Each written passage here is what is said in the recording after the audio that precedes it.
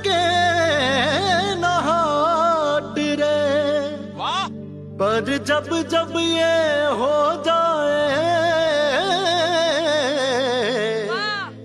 लग जाती है बाट रे, खड़ी हो जाएगी खाट रे। ओ मधुआ पी के प्रेम का हम है तनिक बोरा है से, रब मशुका यार हम है बीच ना कोई आए दे। उसके नैना नीट दारू से गजब चढ़ जाए रे। तब से हमरी है वो जब से जग में आशिक आए रे। कसम से धर्म से कसम से जियरा चखना दूर है। इश्क बारी से कसम से जियरा चखना दूर है। इश्क बारी से ओ तुम क्या जानो प्रीत की चिड़ी। साहिल 3 साल का था जब उसने बोलना शुरू किया। तो छोटा सा था बस वो, तो तब से थोड़ा थोड़ा जैसे गाना शुरू हुआ, गाने लगा। जैसे बच्चा एक तोतली जुबान में बोलता है ऐसे बोल रहा था, ऐसे गाया उसने। तो मैं सुन रही थी तो मैं सोचा हाँ इसमें गायकी है, सिंगिंग है इसमें। तो मैं सोचा चलो ठीक है भाई। मैं चाहती थी अपने लिए भी मैं ऐसे बॉलीवुड में जाऊं, सिंगर बनूं, पर वो सब नहीं हो पाया। तो फिर मैंने सोचा भाई हाँ बेटे में है सिंगिंग तो इसको ज़रूर आगे तक लेके जाऊंगी, और इसी का ही मुझे बहुत कुछ करना है इसके लिए ही। फिर स्कूल में जैसे एडमिशन करवा, स्कूल में फंक्शन वगैरह होते थे तो जो भी स्कूल में गाने वगैरह देशभक्ति गीत तो मैं इसको तैयार करवाती थी और ये गाता था। ऐसे धीरे धीरे करके बड़ा होता गया और सीखा वैसे कहीं से भी नहीं है इसने। जो एक म्यूजिक की ट्रेनिंग होती है वो सब कहीं से भी नहीं ली, और वैसे मैंने भी कहीं से भी नहीं ली। बस मेरे पापा जी हैं जो साहिल के नाना जी हैं, उनका बैंड है, बैंड की दुकान है पूजा मार्केट में। तो वो भी एक म्यूजिक लाइन ही है, बैंड का काम भी। तो इस वजह से पापा की वजह से मेरे अंदर आया और मेरी वजह से साहिल में आया सिंगिंग का नॉलेज। तो बस जितना आता था उतना मैं उसको सिखाती गई। और फिर जब ये 13 साल का हो तो रियलिटी शो आया था, तो मैंने सोचा भाई हाँ इसको ऑडिशन के लिए तैयार करूं। तो ऑडिशन के लिए लेके गए हम, तो वहां पे इसका सिलेक्ट हुआ। और बाद में हमें कॉल भी आई मुंबई से, भी ऐसे सिलेक्ट हो गया आपका बेटा। तो इसको हम वहां लेके गए। वहां पे जब ये गया और टॉप 10 तक आया, तो उसके बाद हमें हरियाणा वालों का बहुत सपोर्ट मिला, बहुत ज्यादा साथ दिया, सबने दिया। जिस स्कूल में ये पढ़ता था, शारदा पब्लिक हाई स्कूल है यहीं पे, तो उन्होंने भी बहुत सपोर्ट किया। मंगला मैडम है तो बहुत ज्यादा साथ दिया उन्होंने, वोटिंग का भी दिया और जो भी पैसे का वो है वो भी बहुत साथ दिया उन्होंने हमें।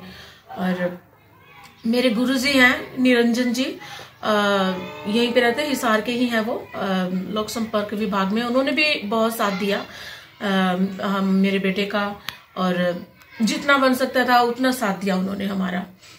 बाकी फिर ये उसके बाद जैसे उसके बाद काफी टाइम के बाद काफी साल निकल गए, तो कहीं से भी इसका कुछ वो नहीं हुआ। ये 16-17 साल का होता गया, कहीं से भी इसको फिर दोबारा इसको मौका नहीं मिला कहीं पे भी।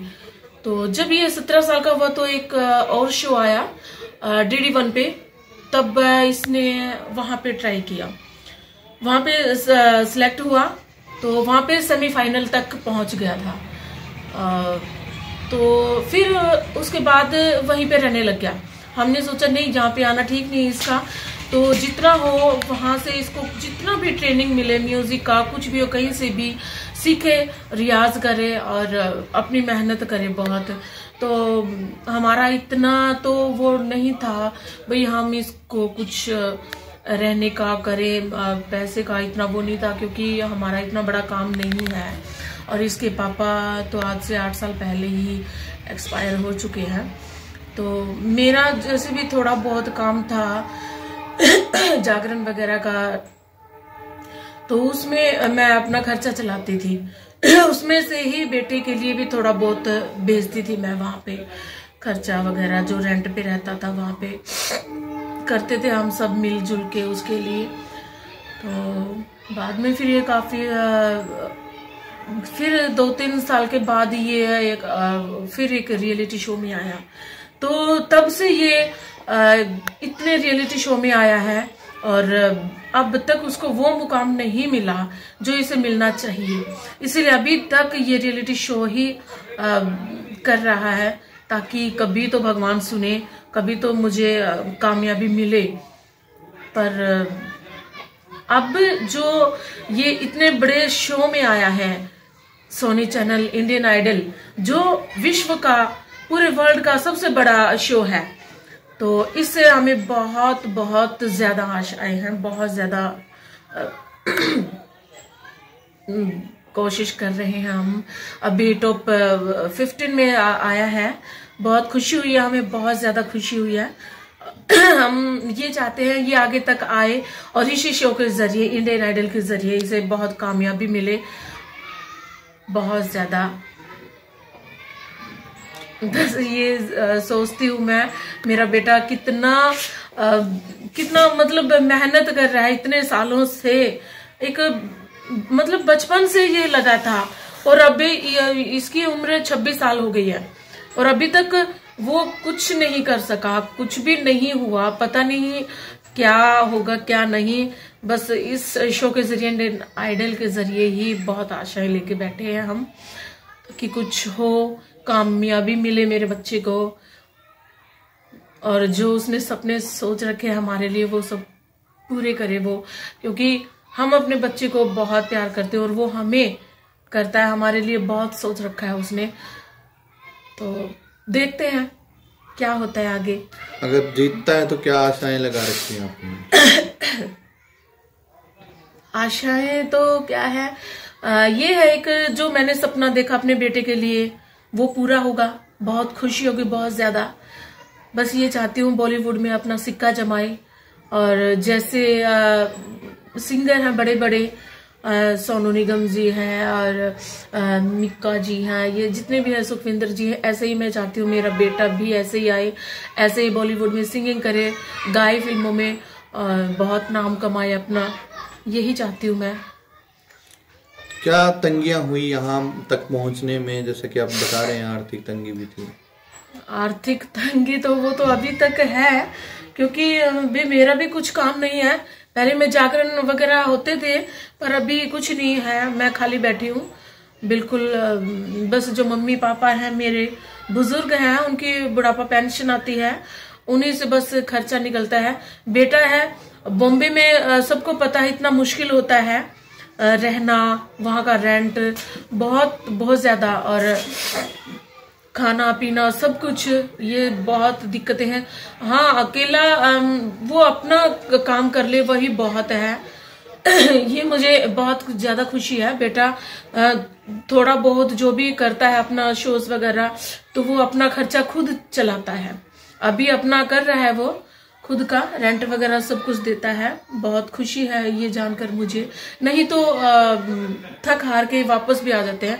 और जब ये लॉकडाउन की वजह से, ये कोविड आया, तो कोरोना की वजह से बहुत ज्यादा दिक्कतें आई, बहुत सब कुछ बंद हो गया, और बेटा भी बहुत परेशान हुआ। जितने भी उसके शोज थे वो सब बंद हो गए थे, कैंसिल हो गए थे सब, तो उसमें बहुत टूट चुका था वो बहुत।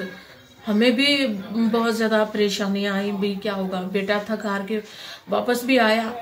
फिर ये एक आस की किरण दिखाई दी हमें, जो इंडियन आइडल का शो आया, तो मैंने बेटे को बोला भाई इसमें जा, तू ऑडिशन दे, तो इसके जरिए फिर से दरवाजे खुल सकते हैं तेरे लिए। तब इसने ऑडिशन दिया और सिलेक्ट हुआ, तो फिर से एक जो उदासी थी, मायूसी थी, वो फिर से जाग उठी, और बहुत जो सोच रखा था, जो एक आस थी, वो इसके जरिए अब थोड़ा बहुत देखते हैं, सोचते हैं, और आगे तो देखते हैं भगवान क्या करता है। हम लॉकडाउन में क्या दिक्कतें हुई? खुद खाना बनाना पड़ता था, पैसे नहीं थे, जिसके बाद वापस आया, वो दिक्कतों के बारे में बताइए। काफ़ी टाइम तो इसको बहुत दिक्कत हुई, क्योंकि हमारा भी काम नहीं था यहाँ पे बिल्कुल भी, हम भी खाली बैठे थे और किसी की हेल्प नहीं थी। देखा जाए तो वैसे हिसार में तो इतनी हेल्प नहीं हुई, बिल्कुल भी मदद नहीं हुई। जो एक मजदूरी वाले इंसान हैं जिनका कोई काम नहीं है और वो मजदूर भी खाली बैठ जाए तो फिर क्या हाल हो सकता है, ये तो भाई बंदा सोच ही सकता है, जो एक गरीब इंसान होगा। और बेटा बहुत परेशान हुआ, बहुत ज्यादा थक हार के वो आया घर पे। बस हम सोचते रहे, भगवान से दुआ करते रहे, भी कुछ सुनो भगवान, अब तो तुम्हारे ही भरोसे बैठे हैं।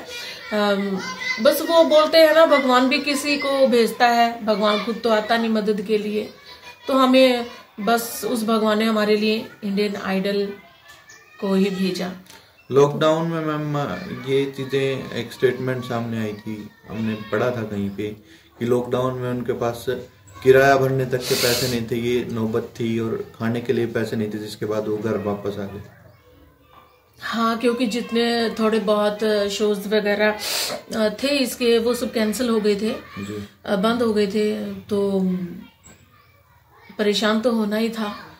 हम भी नहीं कर पाए कुछ भी इसके लिए, तो हमारा भी ऐसा कोई काम नहीं था, कोई सर्विस वगैरह नहीं है, तो बस वो अपने जैसे भी दिक्कत परेशानियां आई झेलता रहा, क्योंकि बहुत हिम्मत वाला है मेरा बेटा, बहुत ज्यादा मेहनत करता है। जितना भी यहाँ तक पहुंचा है वो सब उसकी मेहनत है। बाकी माँ बाप तो कोशिश करते हैं, पर वो सबसे ज्यादा उसकी मेहनत है उसके पीछे यहाँ तक आने की। कहीं से सीखा नहीं, उसने सीख के याद कर करके गाने जितने भी सुने, इधर से सुने उधर से सुने, तो बस यहाँ तक आया। अपना काम खुद करना वहाँ पे, और रेंट का उसे बहुत परेशानियां दिक्कत हुई, किसी तरह बस उसका यहाँ पे आना हुआ। एक छोटी सी जगह से, छोटे से घर से लेकर वहां तक का सफर है, इसको लेकर आप क्या कहेंगे? जब ये छोटा था 13 साल का, जब रियलिटी शो में गया तो बहुत बड़ी खुशी हुई है, बहुत ज्यादा खुशी हुई है। सब पूछ रहे थे भाई यहाँ से, इस माहौल से निकलना और इतनी बड़ी स्टेज पे जाना, इतनी बड़ी जगह में इतने बड़े जजेस हैं, तो वहां पे जाना तो हमारे लिए तो बहुत खुशी की बात थी, बहुत ज्यादा। कभी हमने सोचा भी नहीं था। मैं तो बॉम्बे के सपने लेती थी सच में भी, कभी ऐसे इतने बड़े बड़े सिंगर से मिलूंगी, कभी होगा ऐसा, पर वो सब पूरा हुआ। इतने बड़े सिंगर से सबसे मिली, मैं भी मिली वो बेटे के जरिए ही। तो बेटे ने सब कुछ ऐसा दिखाया हमें, बट जो मैंने आस लगाई थी बेटे के लिए वो अभी तक पूरी नहीं हुई। क्या बस यही सोचती हूँ, क्या बेटा बस रियलिटी शो के लिए ही बना है? कभी तो इसको कामयाबी मिले, कभी तो वो एक मुकाम हासिल हो जो एक पूरे हिंदुस्तान, पूरे वर्ल्ड में छा जाए, और इसको एक ऐसा मौका मिले, एक ऐसा हिट सॉन्ग मिले जिससे एक इसकी पहचान बने। हाँ भाई है, साहिल सोलंकी भी है, एक सिंगर है जिसका ये गाना हिट हुआ। वैसे एल्बम वगैरह काफी की है इसने, पर कोई भी फायदा नहीं हुआ उससे, कोई गाना हिट नहीं हुआ। तो बस यहाँ आके दुख भी बहुत होता है। इतने शोज किए इसने, इतने टीवी पे आया है, ये वो मुकाम हासिल नहीं हुआ। बचपन का कोई यादगार किस्सा, क्या आदतें रही हैं उसकी? आदतें तो ये बहुत शरीफ था, छोटा तो वैसे बहुत ही शरीफ था। मेरे से तो, मेरी तो सारी बातें ही सुनता था, पर हाँ बच्चों के साथ शरारत करता था। जैसे बस जो बच्चों की शरारतें होती हैं आपस में एक दूसरे को छेड़ना, ये सब था। स्कूल में भी करता था, पर मेरे आगे कभी नहीं की उसने, कभी भी नहीं की। मैं तो बस एक बोल बोलती थी तो बस फटाक से आ जाता था। हाँ, नाना जी हैं साहिल के, तो उनकी बैंड की दुकान है, वहां पे कभी कभी स्कूल नहीं जाता था, बोलता था नहीं मम्मी मैं स्कूल नहीं जाऊंगा, आज है ना नाना जी का काम है तो मैं वहां पे गाना गाऊंगा। तो मैं बोलती हाँ चल ठीक है तू जा गाना गा। तो वहां पे जाता था, गाना गाता, एक दो गाने मेरे पापा इसे गवाते थे तो इसको बहुत खुशी होती थी, बहुत ज्यादा। और फिर मेरे पापा भी बोलते थे हाँ भाई अच्छा गा रहा है ये। तब फिर बस मैंने सोच रही हाँ इसमें सिंगिंग है। मैं भले मुंबई ना गई हूँ, बॉलीवुड में ना गई हूँ, पर बेटी को जरूर लेके जाऊंगी वहां पे। पसंद गाओ? लता जी का ही सुनाती हूँ। हाँ। मेरे तो मेरे भी और मेरे बेटे के भी फेवरेट लता जी, रफी जी हैं बहुत ही। हम तो उनके ही सुन सुन के बस, जितनी माता रानी माँ सरस्वती की कृपा है हम पर बनी है, और मैं तो चाहूंगी माँ सरस्वती ऐसे ही मेरे बेटे पे कृपा बनाए रखे। तो एक लता जी का छोटा सा 2 लाइन सुनाती हूँ मेरे बेटे के लिए। सच में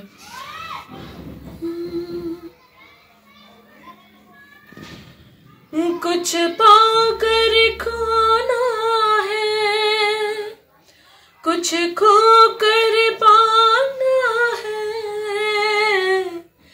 जीवन का मतलब तो आना रे जाना है, 2 पल के जीवन से एक उम्र चुरानी है। जिंदगी और कुछ भी नहीं, तेरी मेरी कहानी है, एक प्यार का नगमा है।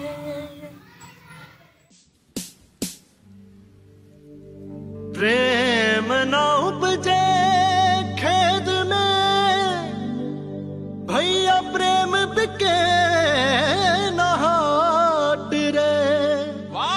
पर जब जब ये हो जाए, लग जाती है बाट रे, खड़ी हो जाएगी खाट रे। ओ मधुआ पी के प्रेम का हम है तनिक बोराए से, रब मशुका यार हम है, बीच ना कोई आए दे। उसके नैना नीट दारू से गजब चढ़ जाए रे, तब से हमरी है वो जब से जग में आशिक आए रे। कसम से धर्म से कसम से जियरा चखना दूर है, इश्क बारी से कसम से जियरा